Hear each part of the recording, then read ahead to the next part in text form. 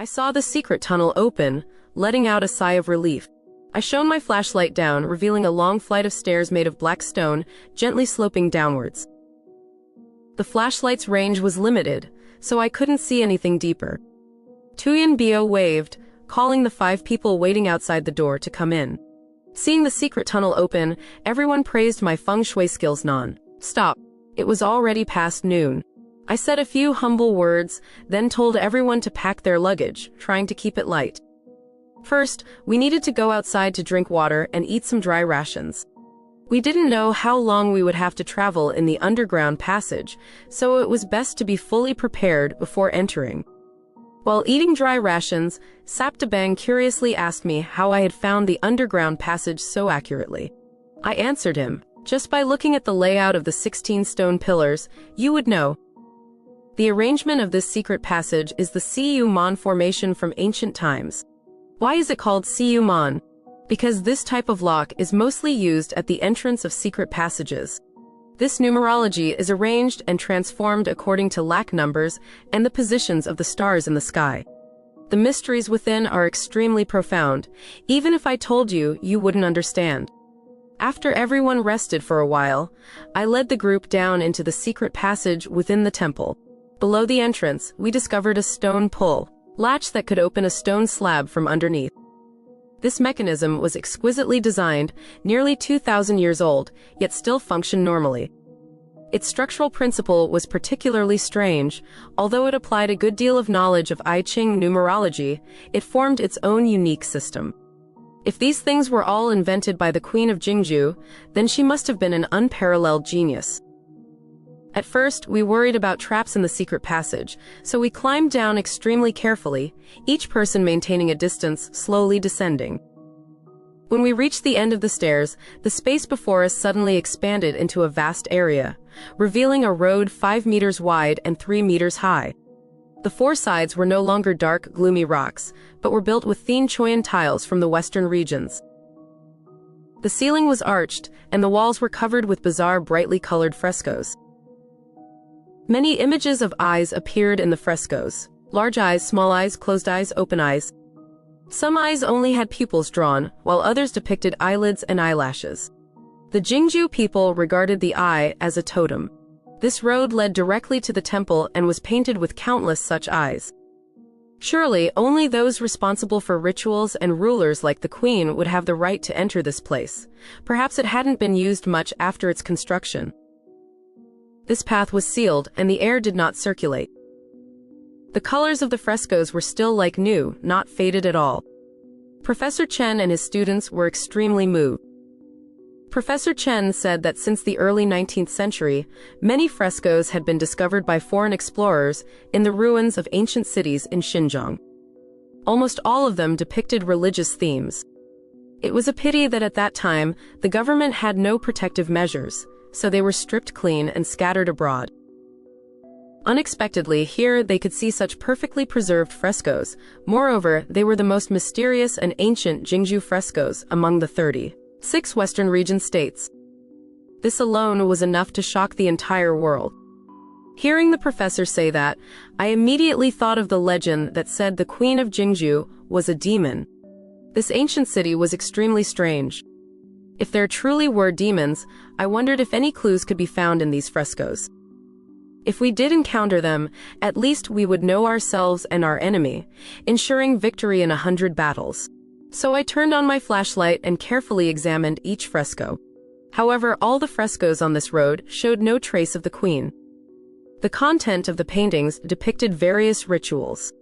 One fresco showed a glowing jade eye with a black hole appearing in the sky, and from that hole, an egg sac as large as a big eye fell down. Another fresco depicted countless black snakes crawling out of slimy eggs, biting and tearing at several bound slaves who writhed in pain. There was also a fresco showing a black mountain covered with black snakes. All the surrounding animals knelt on the ground, kowtowing before these monstrous serpents. Some of these scenes we had seen before. Comparing them with the frescoes, Professor Chen's conjectures were further confirmed. This type of snake, with a black eye on its head, had always been regarded by the Jingjue people as a protective spirit beast. They knew how to control and command them, and even frequently offered live sacrifices to them. It was unexpected that after the kingdom of Jingjue had been buried in the sea of sand for thousands of years, these monsters still existed today. We walked and looked, stopping before the last fresco. This one depicted a gigantic cave, with a long, narrow staircase built into its wall, spiraling downwards.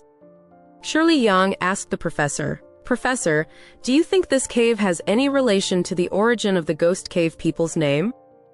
Professor Chen said, "Very likely. Looking at this spiral staircase on the cave wall, it's as thin as a thread, completely out of proportion with the cave. This gigantic sheer drop cave could absolutely not have been dug by human effort. Could this be the Ghost Cave?" I remembered hearing them say that the Ghost Cave people traditionally came from underground. At the time, I dismissed it as a purely fabricated ancient tale. Now, looking at this fresco, I felt suspicious again. Some of the things in the frescoes we had seen with our own eyes. It seemed the ancients weren't deliberately trying to scare people. Perhaps deep within the ancient city of Jingjue, such a gigantic cave really did exist. Tuyanbio laughed. If there really were a cave this big in the world, wouldn't it go straight through to the other side of the earth? If you wanted to go abroad later, you'd save so much trouble. No need to take a plane, just jump straight into this cave and whoosh. You'd be in America immediately. Shirley Yang ignored Tuyanbio's nonsense and continued to ask the professor. The stone statues of big-eyed people from the Ghost Cave tribe are very likely their true appearance. If they truly came from a dark underground world, then it could explain why they revered the eye so much. Professor Chen replied, "What you said certainly has its reasons, but there's another possibility. This gigantic cave is another realm that has appeared more than once in the Ghost Cave civilization. It's also the virtual numerical space you mentioned. This could very well be a physical entity. In ancient times, the Ghost Cave people discovered this gigantic cave. They had no way to explain why such an enormous cave existed in this world, and despite their best efforts, they couldn't reach its bottom to understand its origin. Ancients worshipped natural power.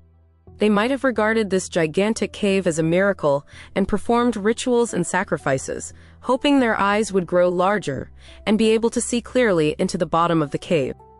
A few individuals claimed their eyes could see the world at the bottom of the cave and were revered, becoming rulers or shamans of the tribe.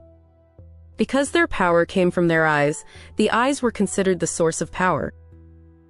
Hearing Professor Chen speak, Tuyanbio was impressed.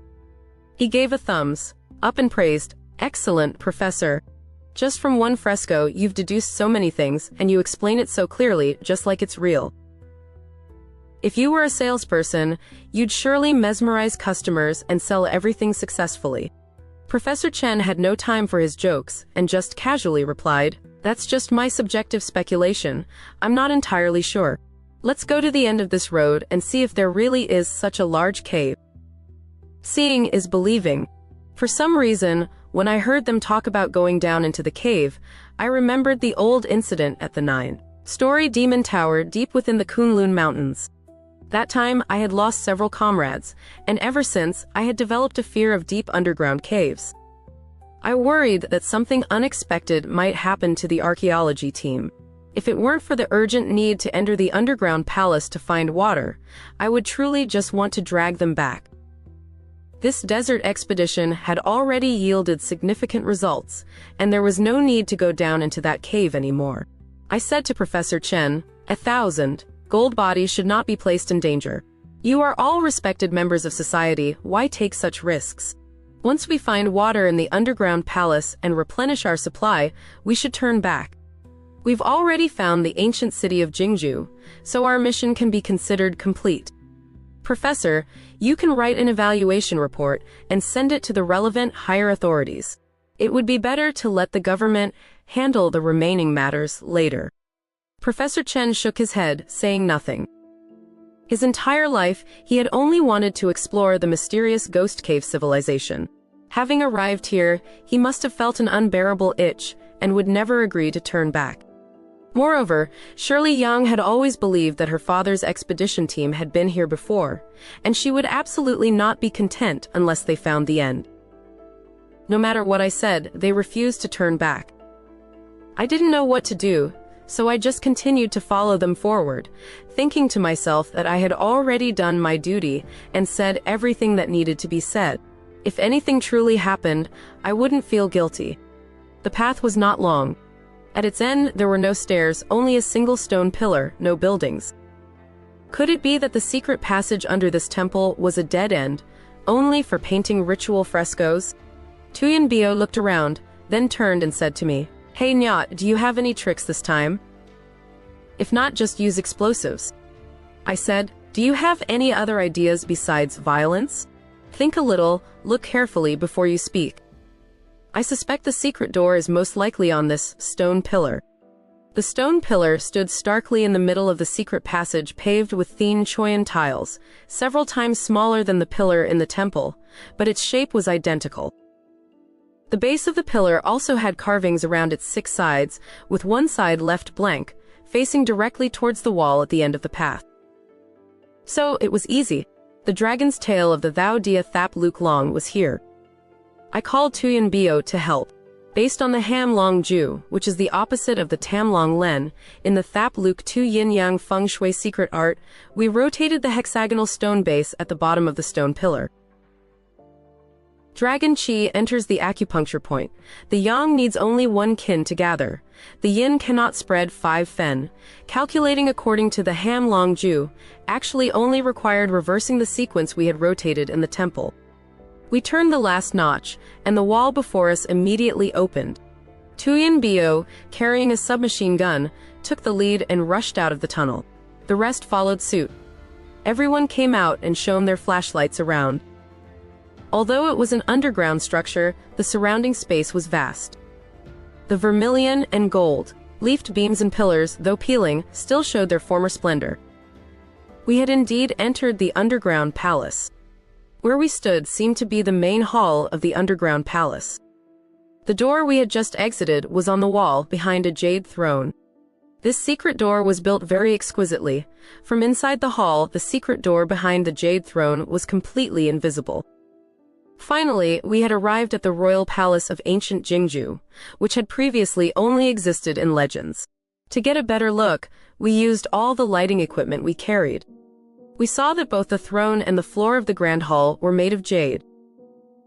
The chains of the 8-sided lamps hanging from the ceiling had snapped, falling to the ground. In the corners of the walls, several desert rats were scurrying, indicating that the area was ventilated. Apart from the jade objects, pottery, wooden items, iron, bronze, and even silk had been severely corroded and damaged by the air. For us, this situation was bittersweet. The good news was that the air in the underground palace was circulating, proving that it connected to an underground water source, meaning Yi Yixin's life was saved. The sad part was that the artifacts in the underground palace were severely damaged. Some pottery vases were shattered beyond recognition, turning to dust with a light touch. Countless rusty and mottled weapons and armor were scattered everywhere, such as crescent blades, large crane, bill axes, and curved sabers with concave blades. The armor bore various strange jade pendants and belt buckles with strong ethnic characteristics. As for the owners of those round shields and curved blades, not even their bones remained. A thorough search might only reveal a few fragmented skull pieces. We didn't know when, but many desert rats had crept in. The daily diet of these desert rats mainly consisted of desert plant roots and underground insects. They loved to grind their teeth on hard objects, and many items in this underground palace had been gnawed away by them. The most intact item remaining here was the jade throne. At the top of the jade seat, a red jade eye was carved. The body of the chair was gilded and inlaid with silver, carved with images of plants, birds, and swirling mountains and clouds. Its base was a large jade slab as white as goat's milk, standing out strikingly in this predominantly dark grand hall. Seeing everything so ruined, Tuyanbio was extremely disappointed. He flopped onto the throne, patting the armrest and saying, "Only this is worth a bit of money. The rest can all be taken to the scrap collection station." I thought to myself, this rascal can't fix his unrestrained, disorganized, and undisciplined nature no matter where he goes. I had to scare him a bit so that Shirley Yang and the others wouldn't laugh. So I said, Comrade Wang Kai Tuyan, you're sitting on the seat of the exploiting feudal class. Don't forget you also come from a revolutionary cadre family.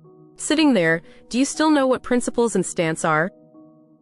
Tuyan Bio cackled. Oh, come on, yacht, stop acting like a political commissar. What era is this, that we still need stances and principles? Tell me, is this jade throne worth $1 million? Sigh, it's a bit too big though, probably not convenient to move without dismantling it. I continued, don't even think about moving it. I'm telling you, don't disbelieve me, the old queen of Jingjue used to sit on this jade throne. Who knows, her lingering spirit might still be wandering around this underground palace. After thousands of years, lonely and desolate, and now you're sitting on it? She'd probably look and think, this fatty is interesting, all full of meat. Alright, I'll keep him in Jingjue as a son-in-law. When I'm bored, it'd be good to bite him a few times to sharpen my teeth. My words didn't scare Tuyan Bio at all, but they did affect Yi Yixin, who had already managed to walk with difficulty, supported by Shirley Yang. As soon as she heard me say that the queen's spirit was still in this underground palace, Yi Yixin's eyes sank and she fainted. Shirley Yang stamped her foot in a hurry. Can you two stop joking around? Look at the situation we're in. Come here and help me. Tuyan Bio and I had caused trouble again. Not daring to argue, we rushed over to support Yi Yixin, placing her on Tuyan Bio's back for him to carry. Tuyan Bio, who hadn't finished his sentence earlier, felt restless and continued to mumble. What son-in-law? I've never seen anyone as uncivilized as you, making it sound like the queen is some village widow. The queen's husband, he should be called. What is it called? I don't think it's Fama, is it? Shirley Yang, annoyed by Tuyan Bio's rambling, snapped, call him an eunuch. The archaeological team had just lost Hao Aguo, and the atmosphere was still very heavy. Bursting out laughing now would truly be inappropriate, so I tried hard to suppress my laughter and joined everyone in searching for a water source in this vast underground palace. The underground royal palace of ancient Jingjue was not as grand as I had previously imagined. Only the main hall had some scale, the side halls were somewhat simple. The main doors and stone steps of the front hall were tightly packed with sand. Near the main door in the front hall, a corner had been blasted open with explosives, indicating that someone had visited this underground palace before. Judging by the extent of the damage and the traces on the stone door, it was certainly not a recent act, at least several decades old or more. It was very likely done by the owner of that black and white photograph. Now, that opening had long been filled with yellow sand. After inspecting the two side halls, we returned to the rear hall. This was the resting place of the royal family with several jade water spouts, though they had long since dried up. As the whole group walked and observed, Shirley Yang suddenly exclaimed, "Everyone, listen! Is that the sound of running water?" I pricked up my ears and listened. Sure enough, not far away, there was the gurgling sound of running water. It seemed to be located behind the royal chambers. Everyone quickly quickened their pace, following the sound of water, to a cave located behind the hall. The cave's terrain was very low, descending deeply, leading to a natural rock cavern as large as a football field. However, it clearly showed signs of human modification. The ground was extremely flat. Inside the cavern was a small lake, and in its center a mound of earth protruded like a small island, only about 10 square meters. The lake surface was calm and still, surrounded on all sides. For a continuous week, we had only drunk water rationed at the lowest standard.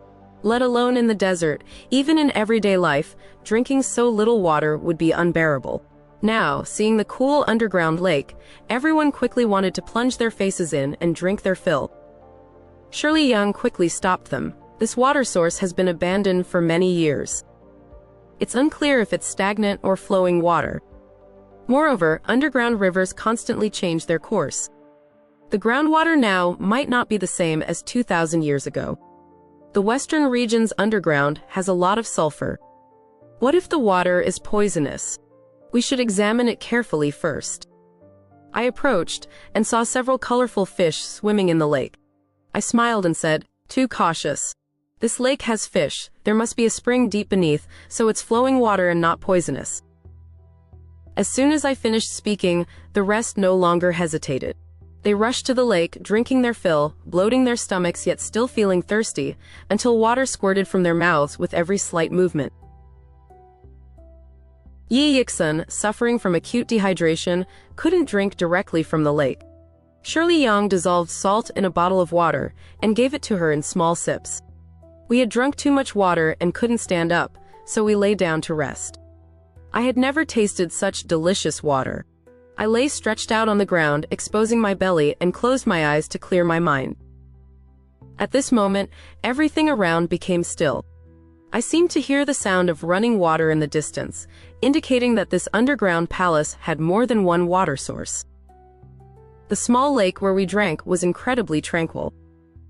The sound of running water we had heard in the rear hall echoed from a more distant current. Perhaps it was a large underground river, possibly the Sidu underground river, flowing around Zaklama mountain. I was deep in thought when I suddenly heard Shirley Yang exclaim, "Oh!" in a mixture of surprise and strangeness. I quickly propped myself up and asked what was wrong. Shirley Yang pointed towards the mound in the middle of the lake, silently telling me to look. The others also sat up one by one, looking in the direction Shirley Yang pointed. An extremely bizarre scene appeared before our eyes. On the mound in the middle of the lake, at some unknown point, it had become covered with a layer of green mayflies, tens of thousands of them. Their bodies gradually turned grayish, white as they crawled out of their exoskeletons one by one. Their bodies, after emerging from their shells, seemed to glow with a fluorescent light, shimmering brightly like countless stars in the sky. The insects were stretching their newly grown wings. In just a moment they would be able to fly. Just then, countless rats suddenly poured into the cave from all directions. These rats weren't afraid of people.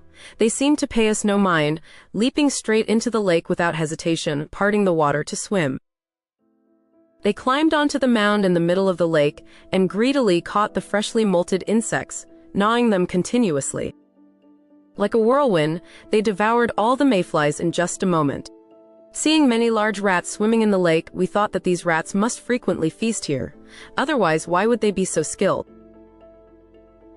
At this thought, we felt nauseous and vomited up a stomach full of water. The satisfied rats then swam back to the shore one after another and dispersed. Suo Jian picked up some loose stones from the ground, intending to throw them at the large sluggish rats. I stopped him, saying that my family, since my grandfather's generation, had a family rule. Members of the Hu family were not allowed to kill rats. After all, those rats didn't harm anyone, just let them go. Tuyan Bio cursed. Damn it, you're aiding the enemy by doing that. So this lake is where those rats bathe and eat? It's utterly disgusting. We just drank a ton of water. Who knows how many rat hairs we swallowed? I said, can you please stop mentioning it? The more I think about it, the more nauseated I feel. Let's not sit here anymore, let's move somewhere else. None of us wanted to drink water here anymore, so we continued deeper into the cave to search for the underground river. There were no other paths here, only a single passage, and the sound of running water echoed from its far end. We moved forward. The deeper we went, the more vapor there was, and the surroundings grew increasingly damp. On both sides of the path were many artificial stone cells with iron grates and locked doors.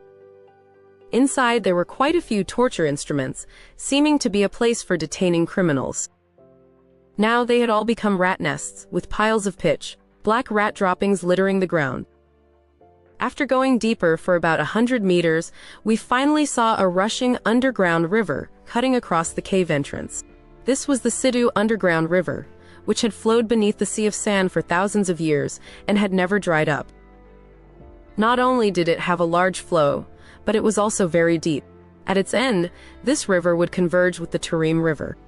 However, continental rivers in the Xinjiang desert all shared a characteristic. No matter how large their flow, they could never escape the desert to empty into the Great Sea. From surface rivers to these underground rivers in the desert, they would all eventually be swallowed by the desert. On the other side of the river was another cave. A black stone bridge connected the two banks. The bridge itself was also built from black stone from Zaklama mountain, spanning the rushing waters of the Sidu River. Before the cave entrance at the other end of the bridge, there was a 1,000-jin heavy door, half raised by an arm, thick iron chain. A large stone was wedged underneath it. Looking down into the cave from the door, we could only see an abyss, not knowing what lay beneath. Professor Chen was surprised. Earlier, when we discovered the blasted stone door in the underground palace, I thought someone must have been here before. This door is so large and heavy, and it's located in the deepest part of the 3rd level of the underground palace. It's very likely that this is the final resting place of the Queen of Jingjue. Ancient Western region states typically placed royal tombs within cities, rather than carving mountains for mausoleums or building tombs near peaks like the Han people in the Central Plains. We had learned this previously at the ancient city of Xie, where the tomb of the Prince of Kumo was built inside the city's holy well. So, the professor's belief that the tomb of the Queen of Jingjue lay beneath the underground palace was not strange. However, everyone felt things were a bit too convenient. An expedition team had previously visited this underground palace, and this cave was not hidden at all. Those who came before must have discovered it. Did everyone who entered the Queen's tomb die inside? What exactly was inside? Could the gigantic cave from the frescoes also be in here? I asked Professor Chen for his opinion, whether we should proceed further. The professor replied, without hesitation, "Yes, we'll go in. I absolutely must see if the tomb of the Queen of Jingjue has been robbed or damaged. If I don't see it once, I won't rest in peace even in death. If this old body is buried there, it would be considered dying in the right place. At my age, I have nothing to fear. It's just that you young people are still young, don't go in." "I'll go in alone." Shirley Yang, changing a new film roll for her camera, looked up and said, "Of course I'm going too." She spoke in a very indifferent tone, as if she hadn't even considered whether or not to enter the ancient tomb of the Queen of Jingjue, but rather only whether 1 or 2 people would go inside. Seeing the situation, I knew we couldn't not go in. If anything unexpected happened to the 2 of them, how could I be at ease? So I left Tuyanbio behind to look after the 3 students. Tuyanbio, seeing this, was displeased. Why does this babysitting duty fall to me? I'm not comfortable with 3 people going in. If you go, I'm going too. Otherwise, no one goes in there. Don't worry, I won't take any of the gold, silver, or jewels inside. Suo Jian and Sop Dabang, hearing they weren't being taken, frantically pleaded. No matter what, they wanted to go in and see for themselves. This opportunity was truly rare. After traveling thousands of miles, crossing the Black Desert, and enduring hardships to reach the ancient city of Jingjue, how could they not see this most important tomb of the Queen of Jingjue? Moreover, if anything happened, they could also lend a hand to everyone. Since everyone wanted to go, what about Yi Yixun, who was weak and drifting in and out of consciousness? Yi Yixun, having been given cold saline water, had recovered a little strength and said to everyone, "Everyone, don't leave me here.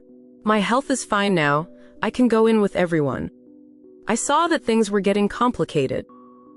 Even if Tuyanbio and I were more capable, it would be difficult to look after 5 people, all elderly, women, or sick.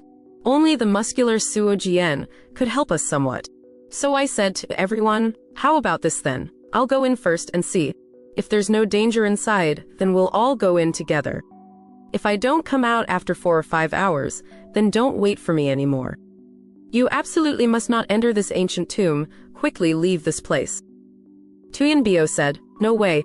If we go together. At least we'll have backup." I patted his shoulder. "I can go alone, I have a strong fate, I'll be fine.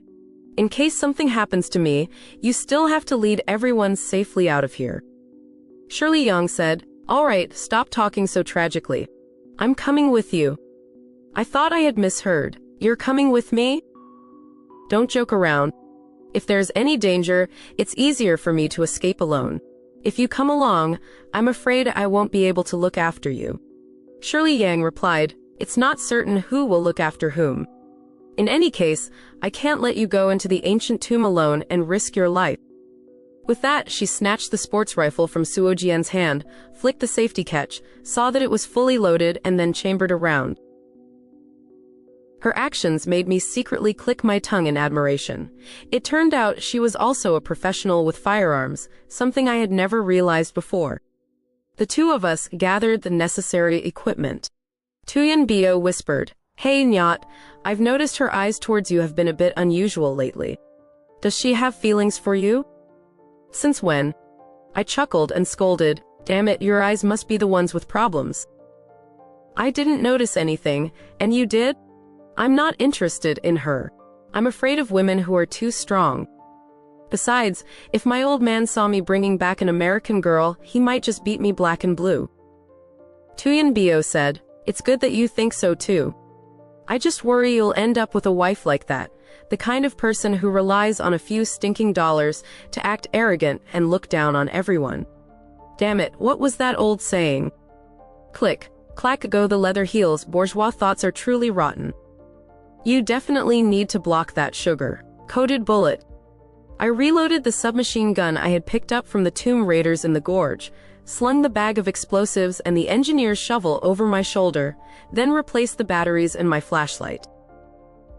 After that, I held the Mojin charm made from a pangolin claw in my hand for a moment. "Please, Ancestral Master, protect me."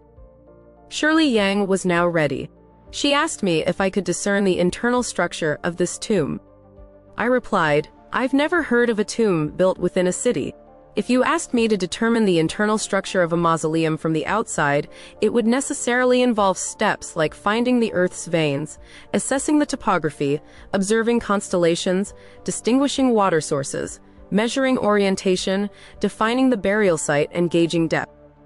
These Feng Shui techniques are used to determine the age and internal structure of ancient tombs. However, this tomb is located beneath a city. This type of tomb is truly new to me. Before the tomb entrance, there's a bridge and water, which doesn't align with Feng Shui theories. What's inside, I truly cannot see. After we go in, we must be extremely careful, especially not to touch any traps. Furthermore, the most important thing to guard against is that species of snake with black eyes on its head. Their movements are very swift and difficult to avoid. Shirley Yang nodded and stepped onto the stone bridge. I followed closely behind. Under the gaze of the others, we, one after another, crossed the black stone bridge, then squeezed through the thousand-jin door and entered the stone cave.